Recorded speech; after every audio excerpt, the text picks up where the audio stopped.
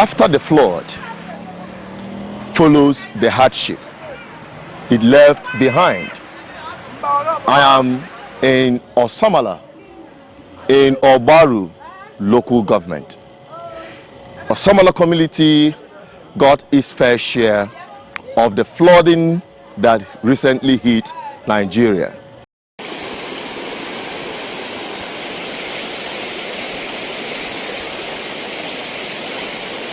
Hello guys, where we are right now is Atane in Obaru local government area of Anambra State. What you are looking at now is the Obaru local government headquarters. You can see that flood has taken over this place. Yes, this is terrible. Like the picture, the video is not even doing justice to the damages being caused by flood in this community. Just come along and see with me what we are seeing here right now.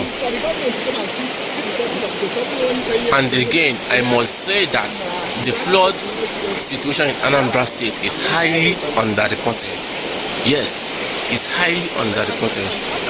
We have not really seen it on TV, carried by all these popular media channels. But we are here to bring it to you guys because these guys, they need help.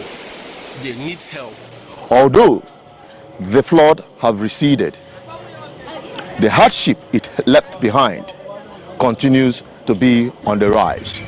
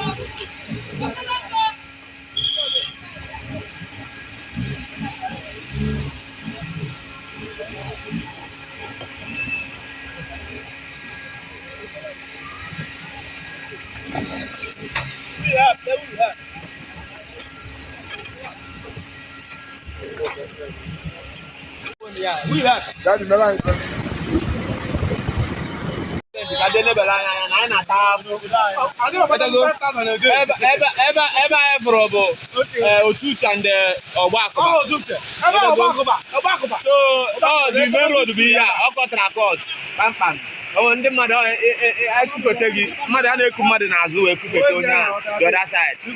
Gọọmenti ka anyị na-ayọ ya biko ha bịara inyere anyị aka. Ọ bụgodoro aja ka a gbara ebe a, anyị nweghị ka na-agafetegodu na-erugodo ebe village anyị dị. That's why GGM, we've come here with the efforts of the people, especially in diaspora through Dr. Raf Ike, who brought us in to join in this humanitarian work, to bring relief and support to this community. And that is why we are here.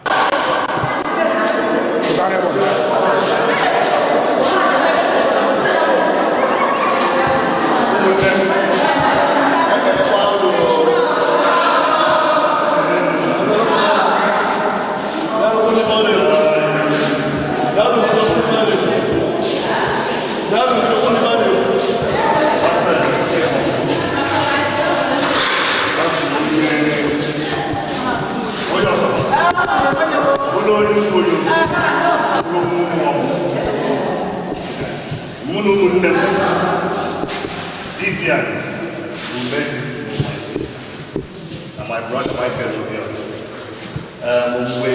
We have a little lesson. All my I says, all because of the things about them. But I took it enough. Because I plan on everything. Because I'm really the floor, only in city. So I said, I pretend I'll go to Pula on behalf of my Umunum. Nando, yeah, the possible was I will enjoy it. Even though the logistics, but we thank God. So I can relate because Namia they see it's just possible.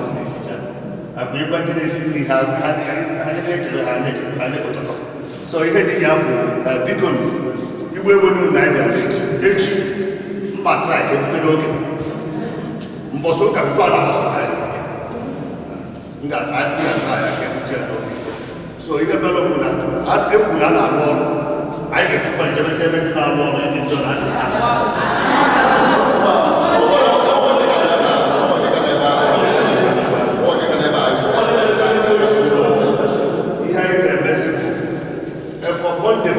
Sit at home. Because of sit at home. Obviously, I can't see a head with an cage to the one that no, the problem is that sit at home. Yeah.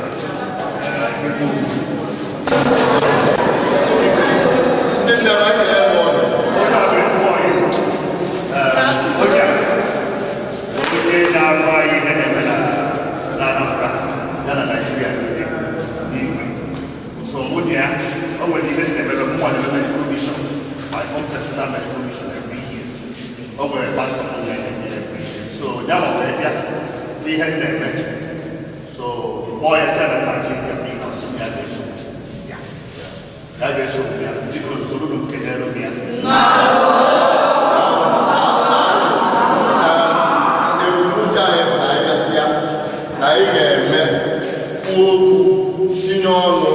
ka gọọmenti bata tinye arụ wee nyere ndị mmadụ aka ndị ife ha mebiri ọ kwere nghọta na ọtụtụ n'ime unu na-akọ ọrụ ugbo adị mmiri mebicha ala unu ibene so anyị na-ene anya tụrụ gị dọkịta ụmụnne na ndị enyi be ha na-ama n'obodo oyibo ga-etinye aka ọ bụrụ nwa ebele grant ụmụ nwa ebele ife a na-achọrọ ndị mmadụ enyefa ka ha wee sọpọtụ onwe ha oiva na-ene anya gaba n'iru n'ụdị ife a ga na-abata unu na vileji nke a ka bụ vileji ndị ihe mebiri karị akarị mana ihe a na-ekwu ka gọọmenti gbarataba ọsamala kọmuniti dị n'ọgbarụ lokal gọọmenti n'ime Anambra steeti ọkwa ọsọ enyemaka nke abụkwa nke a na-aga ije charị nwa mgbafọ ọrụ dị na lokal gọọmenti ọ kwere anyị ghọta na ọ maalụ the extent of damage enwegoro these communities,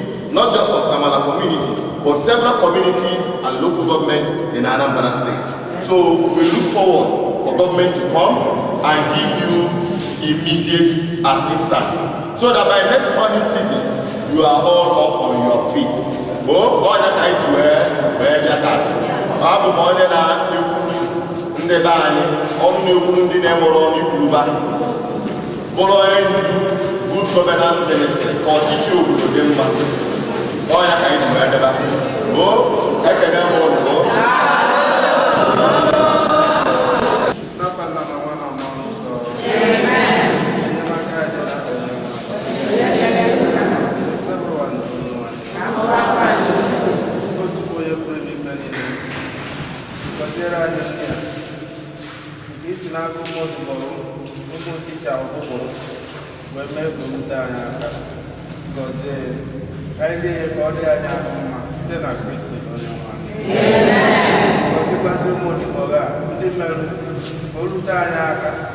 otu a ha si echere anyị echiche ọma chekwaziere ofe echiche ọma ebe ba si na-enweta ego ka ọ na-aga ụka site na Kristi onye nwa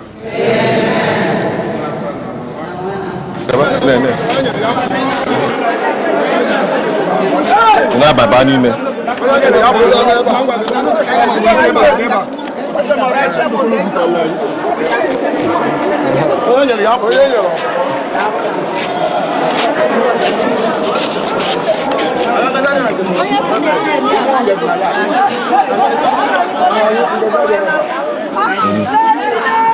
Nne weta nke onye na-enwere ngaji dị ebe a ọ sị ahụ ma nke ebu n'afọ sef anyị na ndị ebu n'afọ bịa ofu ihe ka ha ncha bụ ka anyị nọrọ ebe a beban Ati iji akpa. Muka ayo ebute kwe echi. Ayo eji ebute echi. Yari church kabi. Mami, oya take.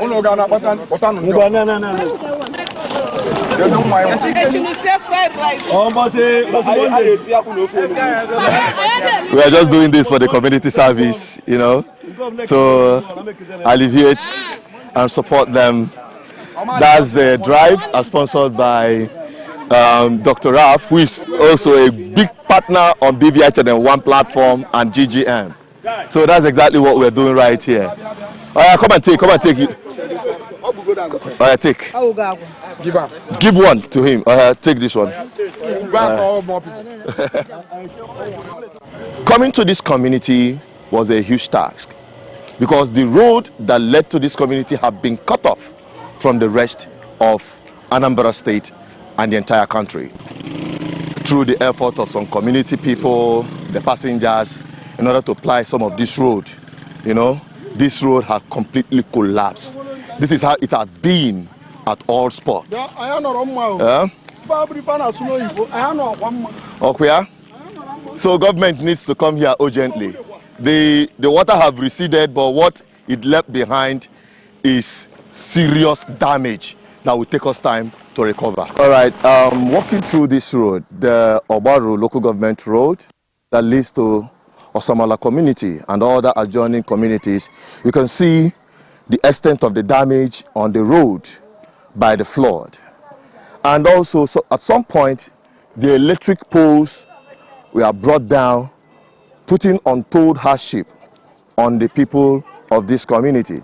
That is why it had become a state of emergency for this community to have the assistance of government. So government should look at it as an emergency situation to ease up the lives of the people from this community and other local governments affected by this flood in Anambra State and other places, not just in Igbo land, but across Nigeria. At every junction where you have a culvert, where some of this stream pass through, along this road have all collapsed. Just like this one. Just like this one, it have collapsed completely. You can see the culvert. And that is where the community comes into play to create a path through this. And that is the only way people can access this road. But at some community, they are completely cut off from the rest of other people in this state. This is where our journey ends so far with the vehicle we are traveling with and this local government, Obaru local government. And as you can see right behind me, the bridge collapsed here. The bridge collapsed here as a result of the damages that followed during the flooding. And I believe going forward, we have the only alternative to go through with the boat. So that is what we are seeing right here. That is what the people living here had to go through. When you get to this point, you must have to cross with a canoe. So that's what we have to embark on. With our relief materials and some of the foodstuff we brought for some of the victims of this flood, we are here to partner with bodies across the globe, our people who are gathering to, you know, cushion the effect of the hardship this flooding have brought on our people. So right there is Dr. Raf. Dr. Raf is here with GGM to bring this to you. And as you're watching, wherever you are, as much as you can, no matter how little, you can bring in to alleviate the suffering of these people. Lama.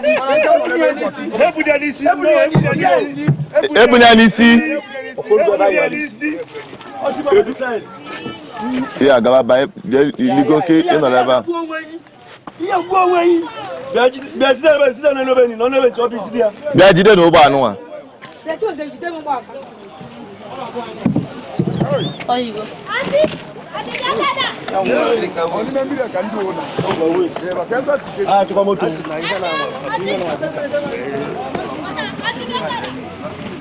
That is how we have to cross this river to get across to continue our journey, where we're going to supply some of the victims the relief materials we brought for them.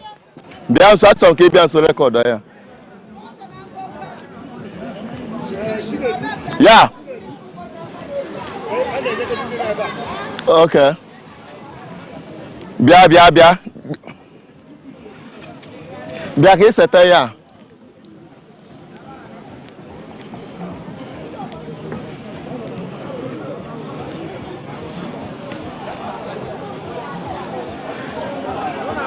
This is the aftermath of the flooding that happened, breaking down this bridge.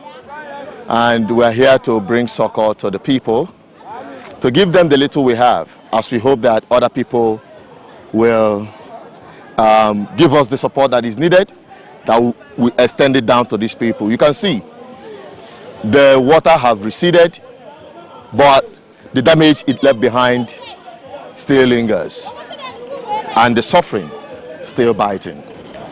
That is why government intervention is needed urgently, because it took the efforts of myself, passengers, and community, young people, to make this route or this community accessible from outside. And the youths are not left behind in trying to put up some kind of efforts, community efforts, to ensure that life goes on.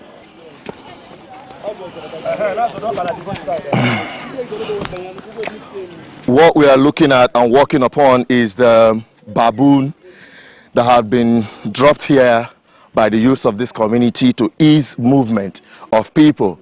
Hopefully, as we are told, by next week, they will be able to construct a mini bridge here that will enable vehicles to cross using this part as a means or as a substitute to the falling bridge. So that is part of the community efforts.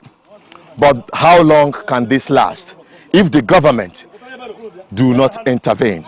So Good Governance Ministry, we are here to bring it to the knowledge of the world, to the government, and to our people who have humanitarian heart to come to the aid of these people. This is our Samala community, one out of so many other communities in our local government, and by extension Anambra State and far beyond around Nigeria.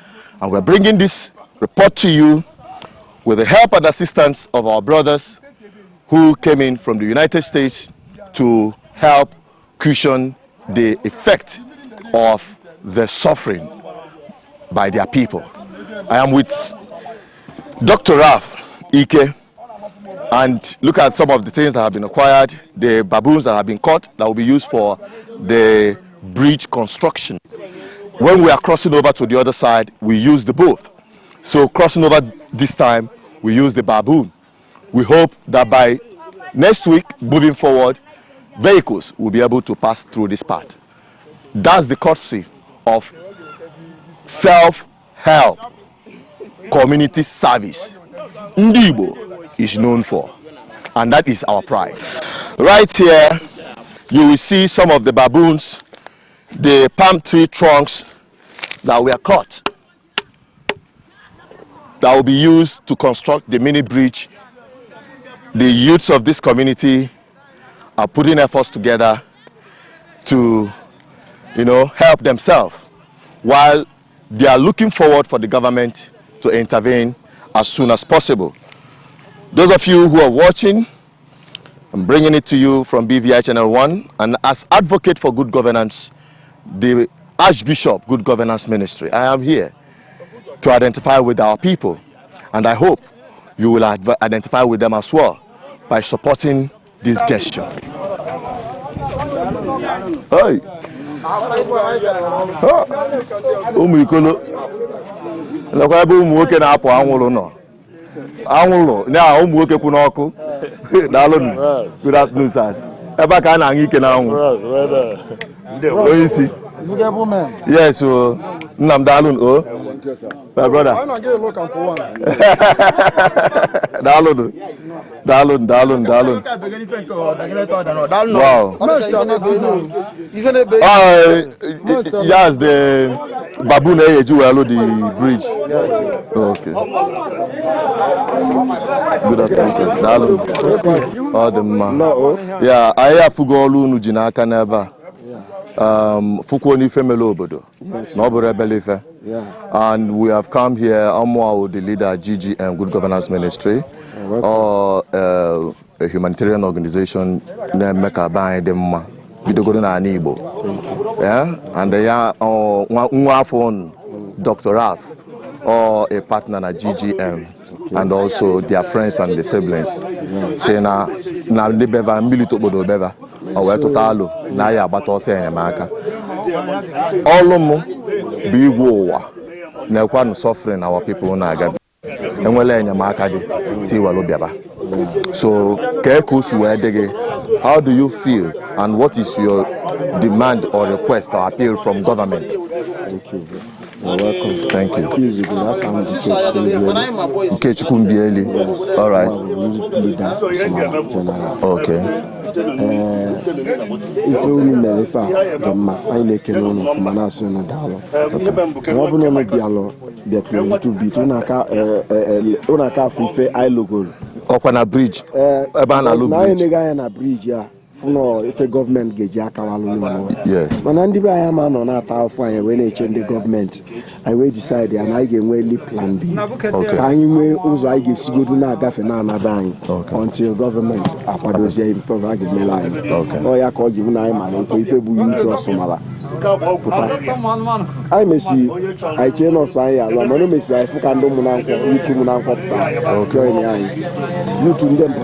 Nini ne biarabia na obaruwa like this people in Africa people ne biarabia na obaruwa mana how chapter malo sneku na ode go on awachi ebonye biko na awachi yeah go on so han chani ne do ma haje beso isi ni mo fe ya ka abukasi na belanyi ne belanyi oisi na walanya ageju alo ya bridge alo bridge hawa beku anya kwa kwa fugo farmer no be far ka ga me so go for ka go okay because na watch on this community work ka na ya ka mo na me far before for is na want to go some na je kwe waku more and we ka make the addition by Monday na moto ga banye ile obodo anyị okay all dola anya na ọtụtụ n'ime ndị obodo ahụ ndị ọrụ ugbo mmiri mebipụrụ ifefa anyị na-ene anya na gọọmenti ga-abata nye unu ya na-akpọ ma grant o ma enyemaka a ga-enyegasị ịghọtago ife dị iche iche ịghọtago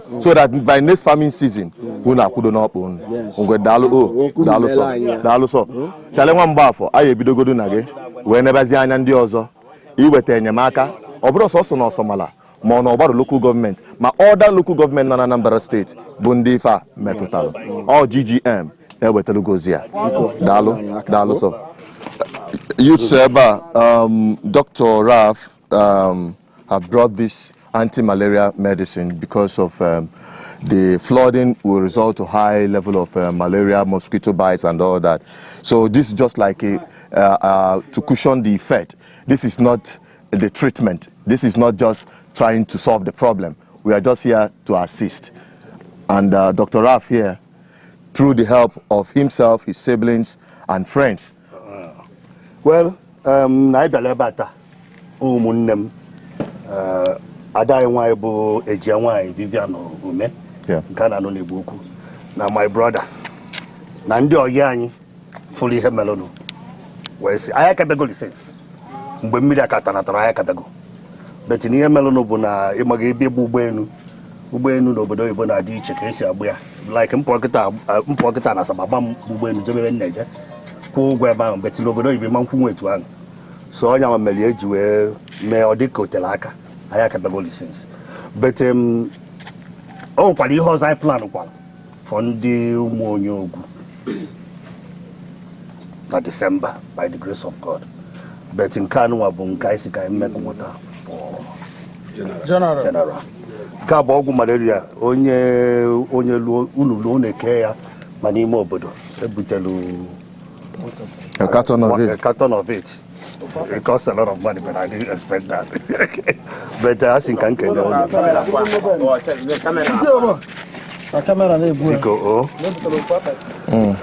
So I forgot the carton of carton with 10 people. Yeah. So I'm more now the eba. I'm more now the. But I think oh my God. I'm already 500 people. 480. 480. No, 480 people. No, 480 tablets. That is the strength. Also now, 30 by 10 by 1 by 6. Okay.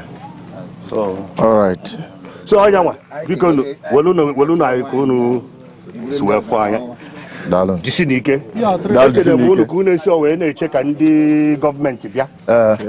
This is a very good initiative for Omunai. Because Jisinike. As you Jikoji. Because Jisinike. We wish to appreciate you for remembering us. Oh, remembering that the recent flood that has just receded had debilitating effects. I